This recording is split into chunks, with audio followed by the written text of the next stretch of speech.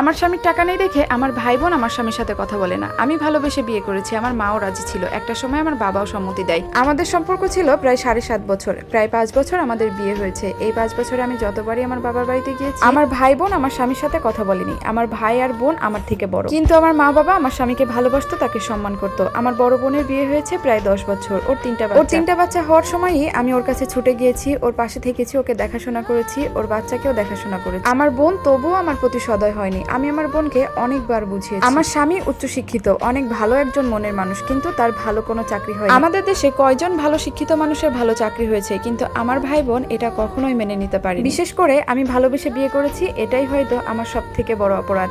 আর সেই জন্যই তারা আমার স্বামীকে কখনোই দাম দেয়। কিন্তু আমার বাবা মা আমার স্বামীকে ভালোবেসেছে, আমার স্বামীকে তার প্রাপ্য সম্মানটুকু দিয়েছে। আমার স্বামী আমার ভাই বোনের প্রত্যেকটা অপমান নীরবে সহ্য করে যায়। আমিও ধৈর্য ধরে থাকতাম, কিছু বলতে পারতাম না। আমার স্বামীর সাথে আমার ভাই বোনের যতবার দেখা হয়েছে, কথা না বলেও তারা কটু কথা বলে তার থেকে বেশি কষ্ট দিয়েছে আমার স্বামী। আমি সবকিছুই হজম করে নিতাম এটা ভেবে যে একটা সময় সবকিছু ঠিক হয়ে যাবে। আমার স্বামীরও অনেক ধৈর্য, সে সবকিছুই সহ্য করে নিত। আমার শ্বশুরের ছোট্ট একটা চায়ের দোকান, চা বিক্রি করে আমার শ্বশুরের সংসার চলে। যেহেতু আমার স্বামী খুব ভালো পড়াশোনা করেছে, খুব ভালো মনের একজন মানুষ, সেই অনুযায়ী সে খুব ভালো একটা চাকরি পায়নি, কিন্তু এখন সে যেখানে চাকরি করে সেখানে সে সম্মানের সাথেই চাকরি করে। আমার স্বামী গার্মেন্টস এর খুব ভালো একটা পজিশনে আছে, কিন্তু তার বেতন কম। আমার স্বামী নিজের সংসার, নিজের থাকা খাওয়া সবকিছু একাই বহন করে। আমার 3টা ননদ, 2টা দেবর, তাদের পড়াশোনার খরচ যেহেতু আমার স্বামীকেই চালাতে হয়, সেই জন্য আমার বাবার বাড়ি এবং আমার ভাই বোনদেরকে সে কিছুই দিতে পারে না। আমার ভাই বোন অবশ্য তার কাছে কিছু চায়, কিন্তু তারা আমার স্বামীকে মেনেও নেয়নি। তারা সব সময় আমাকে কটু কথা বলে, একটু টিটকেটি করেই বলে আমার স্বামী নাকি গার্মেন্টসে চাকরি করে। তাতে কি হয়েছে? গার্মেন্টসে চাকরি করা কি খারাপ? গার্মেন্টসে যারা চাকরি করে তারা কি মানুষ না? তারা কি কাজ করে খায় না? আমার ভাইয়ের বড় একটা ব্যবসা আছে, আমার বোনের যার সাথে বিয়ে হয়েছে সেও বড় ব্যবসায়ী, তাদের দুজনেরই ঢাকা শহরে বাড়ি গাড়ি আছে, কিন্তু আমার কিছুই নেই।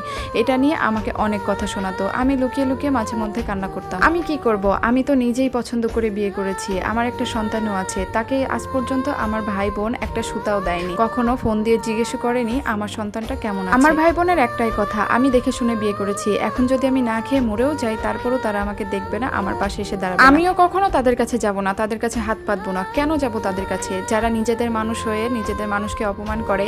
আর আমার কাছে আমার স্বামীর সম্মানটাই সব। আমার স্বামীকে যারা সম্মান করবে না, তাদের কাছে আমি কখনোই যাব না, সে হোক আমার বাবা মা, আমার ভাই বোন আর অন্য কেউ। বাবার বাড়িতে এখন পর্যন্ত যদি কোনো ভালো অনুষ্ঠান হয় আমি যাই না, কারণ গেলেই তো অপমানিত হতে হয়। আর আমার ভাই বোন এই কথাটাও বলে যে আমার স্বামী নাকি সস্তার ফলমূল নিয়ে আমার মা বাবাকে দেখতে। এমন কথা যে কতবার শুনেছি তার কোনো ঠিক নেই। এমনও অনেক সময় হয়েছে যে বাবার বাড়ি থেকে কান্না করতে করতে স্বামীর হাত ধরে আবার শ্বশুর বাড়িতে এসেছি। আমার স্বামী আমাকে সবসময় বোঝাতো, সবাই এক হয় না, সবার মুখের ভাষাও এক হয় না, সবার পজিশনও একরকম হয় না। তুমি এসব কথা নিয়ে কখনোই কষ্ট পেও না, ধৈর্য ধরো, সবকিছু ঠিক হয়ে যাবে। তাদের কথায় কখনোই কষ্ট পাবে না, কখনোই চোখ দিয়ে পানি ফেলবে না।